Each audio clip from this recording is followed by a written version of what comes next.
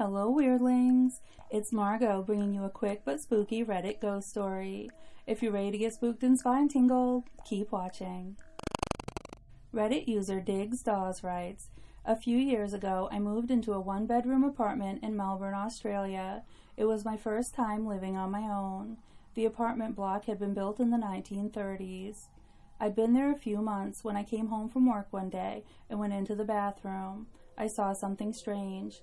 A wooden board which had covered a hole in the ceiling that led to a small attic space lay fractured in two pieces on the ground. I examined the pieces. The board was an inch thick, and it would have taken Bruce Lee to break it. I thought the landlord had sent someone to work in the attic. I was frozen stiff with fear. Someone is up there for sure, I thought. I emailed pictures to the landlord asking if anyone had been there, with an undertone of annoyance since she hadn't warned me. Her reply read, "Please call me as soon as you are able to." I called and she explained that her last two tenants had said the same thing had happened. She promised to replace the board, and she did. A month later, I woke up one night around 4 a.m. My body was covered in goosebumps. It felt like someone was rubbing their hands on me. Everything was silent, but then I heard a dragging sound coming from above my bed. It was as if someone was pulling a sack of potatoes. I froze, convinced someone was up there. There is no way an animal could make that sound. After 5 minutes, I worked up the courage to turn on a light, armed myself with a cricket bat, and walked to the bathroom. That's when I saw that the new board covering the hole was broken in two. I felt sick. The dragging sound had stopped, but I heard something else, whispering. The sound was clear and coming from the attic. It sounded like children's voices, and I could hear one sentence repeated over and over. "It's your turn. It's your turn." I switched on every light in the apartment to make things feel normal.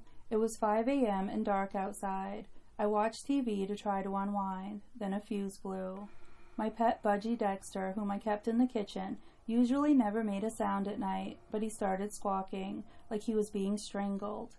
I'd never heard him make those sorts of noises. He was screaming. I grabbed my car keys, ran out, sat in my car, and waited there until the sun came up. When I saw people walking their dogs, this comforted me enough to go back in. The front door was open, but I figured I might have forgotten to close it when I ran out.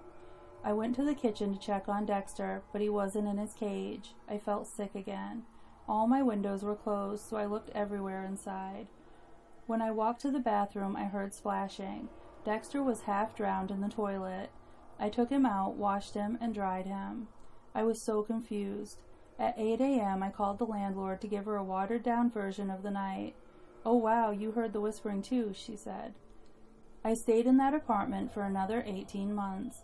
I heard the whispering on a few occasions, and twice the board covering the hole in the ceiling moved. Although I live elsewhere now, the landlord recently called. She said that her new tenants had begged to speak with me about some of the stuff that's been going on there. Forget it, it's their problem now.